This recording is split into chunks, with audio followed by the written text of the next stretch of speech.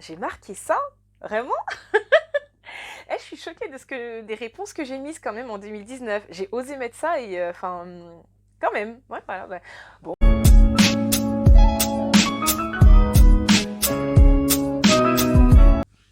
Hello, bienvenue dans cette nouvelle vidéo.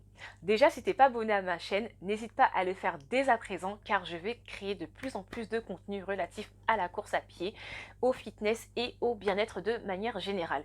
De plus, si tu ne suis pas sur Instagram, mon Instagram c'est sabine.action et n'hésite pas à suivre mes aventures parce que je poste assez régulièrement. Donc la vidéo du jour, elle a pour but de te raconter comment j'ai intégré l'équipe ASICS Frontrunner en 2019.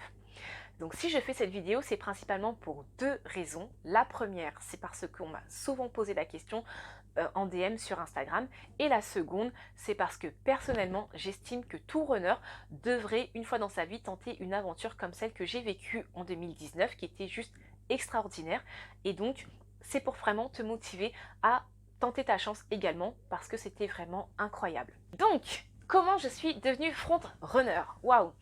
Donc, faut savoir que pour devenir frontrunner, il y a deux possibilités. Soit vous candidatez comme moi, soit vous êtes démarché. Là, c'est vraiment vous et votre chance. Donc, moi, pour ma part, comme je vous l'ai dit, j'ai répondu au formulaire et par chance, j'ai retrouvé les réponses que j'avais apportées en 2019 et je vais vous les donner.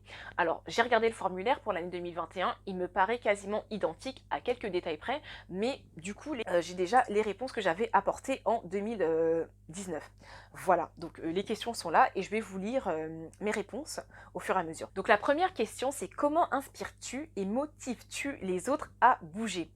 Donc moi, à l'époque, j'avais marqué: j'organise régulièrement des sessions running dans lesquelles j'invite des sportifs de tout niveau à participer et à se dépasser sur des parcours typiquement parisiens. Donc ça, c'était ce que je faisais dans le cadre des sessions running bio c'est bon, et donc j'avais marqué ça. Alors j'avais également mentionné que j'aime bien les challenges un peu foufou et que j'invitais les gens à participer avec moi au Run Métro Challenge. C'était le challenge qui consistait à courir selon le tracé des lignes du métro parisien. Donc les gens, ils étaient motivés à venir participer, certains ont pu venir, d'autres ont essayé mais bon, n'ont pas pu venir.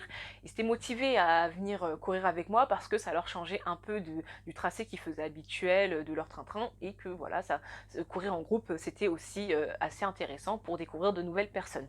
Donc ça, c'était pour la première question. La deuxième question, c'est: quel a été ton plus grand succès? Donc à ce moment-là, j'avoue que j'ai hésité entre plusieurs réponses. Je voulais reparler du Metro Challenge parce que je l'avais terminé et que c'était quand même assez long. Mais j'ai aussi hésité à parler du fait que je m'étais inscrite à l'Eco-Trail 80 km. Mais comme je ne l'avais pas encore couru, je me suis dit c'est pas vraiment encore un succès. Et puis, je me suis dit, tout simplement, le fait que je sois finisher du Marathon de Paris 2018, qui a été quand même pour moi une course incroyable, sachant que j'ai eu une préparation qui a été assez courte. Ça faisait que 6 mois que je m'étais lancée dans la course à pied et que je finissais un marathon. Donc, j'ai mis cette réponse-là, parce que je trouvais ça juste exceptionnel. La troisième question, on vous demande: que veut dire avoir un esprit sain dans un corps sain pour toi? Alors, c'est vrai que là, je recherche la réponse que j'ai mise en 2019, mais je la trouve pas. Et je me pose même la question, est-ce qu'il y avait cette question, est-ce que cette question était identique en 2019? Je sais plus. Mais voilà, bon, dommage, hein. Et pour en finir, dernière question: pourquoi devrais-tu devenir un coureur ASICS Frontrunner? Convainc-nous en 2 ou 3 phrases. Alors, quelles étaient mes réponses à ce moment-là? Donc j'avais mis trois choses. J'ai marqué ça? Vraiment? Je suis choquée des réponses que j'ai mises quand même en 2019. J'ai osé mettre ça et enfin, quand même. Ouais, voilà, ouais. Bon, en fait, je suis assez agréablement surprise des réponses que j'ai mises parce que je suis encore dans cet état d'esprit. Donc la première, j'ai mis: devenir ASICS Entrepreneur me permettra de développer des projets afin de proposer de nouveaux défis à ma communauté de runners croissante et en quête de nouvelles expériences. Devenir ASICS Frontrunner me permettra de démontrer la volonté de la marque ASICS d'apporter une certaine diversité au monde de la course à pied amateur. Et enfin, devenir ASICS Frontrunner me permettra d'intégrer la team du Love, dont les valeurs sont basées sur la bienveillance, le dépassement de soi et le goût de la découverte. Donc ça, ce sont des réponses que j'ai données il y a 2 ans et honnêtement, je me reconnais encore dans ces réponses et je pense que sincèrement, si j'avais dû postuler aujourd'hui, j'aurais remis exactement les mêmes réponses. Donc clairement, Ça me touche un peu de voir que j'ai marqué ça. Si je devais postuler aujourd'hui et que je m'étais mise à la course à pied fin 2019, donc j'ai pas autant d'expérience que maintenant et surtout qu'on a vécu le Covid, comment j'aurais pu répondre à ces questions avec mon expérience de l'année 2020? Alors pour la première question, comment je motive les gens à se mettre, à se bouger? J'aurais dit, bah, j'aime toujours les challenges et notamment en 2020, j'avais lancé le challenge 100 Running Days qui consistait à courir 5 km par jour pendant 100 jours. Et au bout du 40e jour, j'ai incité les personnes à me suivre sur 10 jours et donc ça les a motivées à se bouger. Pour certaines, ça faisait un moment qu'elles n'avaient pas couru, ça les avait réellement motivées. Certains sont partis certains sont allés au bout des 10 jours et d'autres ont continué jusqu'à 40 jours pour certains et même certains sont quasiment en passe de terminer ce challenge que moi-même j'ai dû abandonner et franchement je suis trop contente parce que je me dis non seulement bah, pour certains ça les a remis en marche d'après ce qu'ils m'ont dit mais en plus ça les a motivés à continuer au-delà même de ce que moi j'ai pu faire donc vraiment trop contente pour eux et très contente de voir que j'ai pu motiver les gens à se bouger à travers ce challenge. En termes de quel a été mon plus grand succès. Donc sur l'année 2020, je dirais que mon plus grand succès, ça a été d'être membre de l'équipe de l'organisation de la Tiger Race et d'avoir pu notamment faire des interviews, dont celle de Mehdi Bala, qui nous a vraiment permis d'ameuter beaucoup de monde sur cette course virtuelle. Sachant que les courses virtuelles, c'est un peu la tendance qui a émergé depuis l'année 2020. Donc trop contente d'avoir fait partie du succès de la Tiger Race, notamment celle où on a réussi à avoir 1000 participants, enfin c'était vraiment exceptionnel et franchement c'était ouf, ça fait partie de mes succès.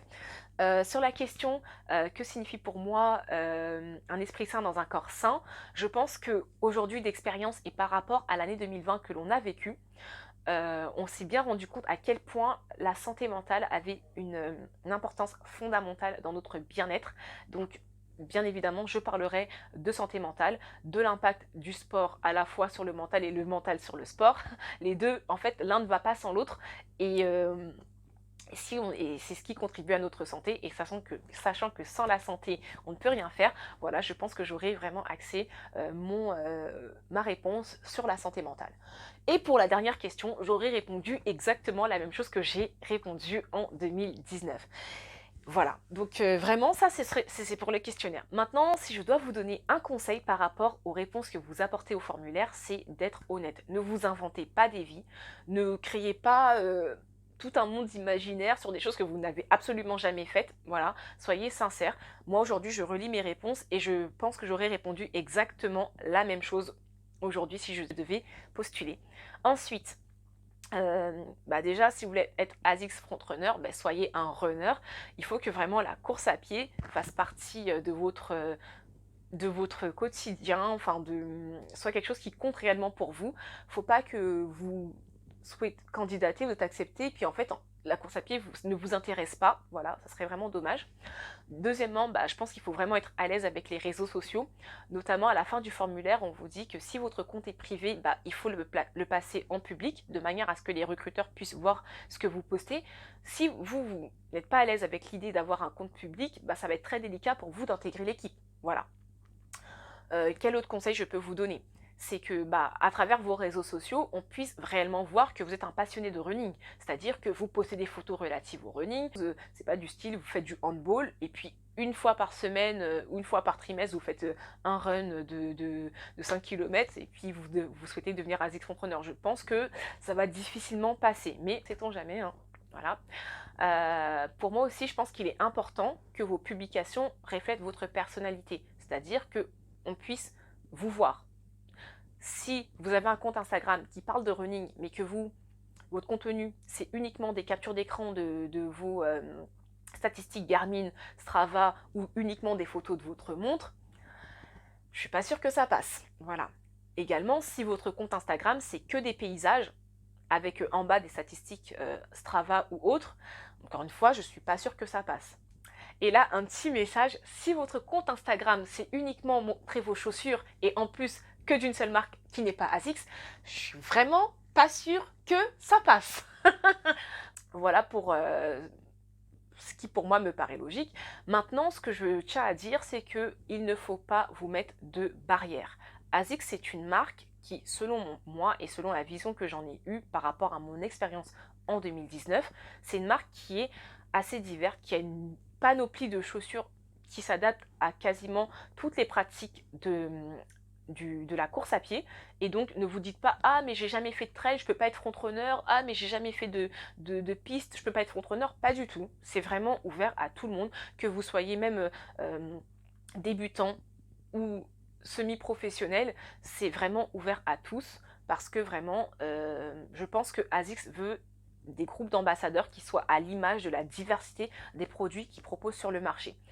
De plus, même si vous n'êtes pas à Paris, et vous êtes même dans un petit village, d'une petite ville, dans une petite province éloignée, ne vous dites pas ah mais j'habite dans un petit village, je ne peux pas être pris. Non, c'est vraiment ouvert à tous et n'ayez pas honte de postuler. Si on devait comparer avec une autre marque, si c'est demain un Salomon qui fait une team, moi Salomon personnellement je ne connais Salomon qu'à travers le trail et la randonnée.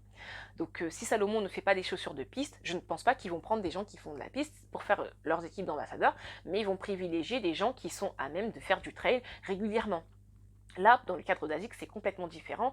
ASICS fait des chaussures pour la piste, pour le trail, pour la route, pour les gens rapides, pour les gens débutants, pour les gens qui vont à leur rythme. Voilà, donc je pense que ASICS a réellement besoin d'une équipe d'ambassadeurs qui soit à l'image de la diversité des produits qu'ils sont capables de mettre sur le marché. Donc ne vous mettez absolument aucune barrière. Allez-y, foncez. À titre d'exemple, moi quand j'ai été frontrunner en 2019, j'ai vraiment vu des profils différents. Surtout quand j'étais à l'étranger, par exemple, je me rappelle, une famille entière était frontrunner. Papa, maman et les deux enfants étaient frontrunners. Donc voilà, peut-être que demain, en 2021, on aura une famille de frontrunners ou un couple de frontrunners, qui sait, qui vont postuler et entrer ensemble en tant que frontrunners dans l'équipe. Voilà, pourquoi pas. J'ai vu des personnes qui ont participé aux Jeux handisport. J'ai vu d'anciens champions olympiques ou des participants olympiques qui sont devenus frontrunners et qui étaient vraiment très contents d'être dans cette équipe. Donc vraiment, ne vous mettez aucune barrière. Je vous invite à postuler et tenter votre chance, même si c'est à la dernière minute de la dernière heure. N'hésitez pas à y aller. Franchement, j'ai vécu une aventure extraordinaire et je vous invite réellement à le faire. On lâche rien.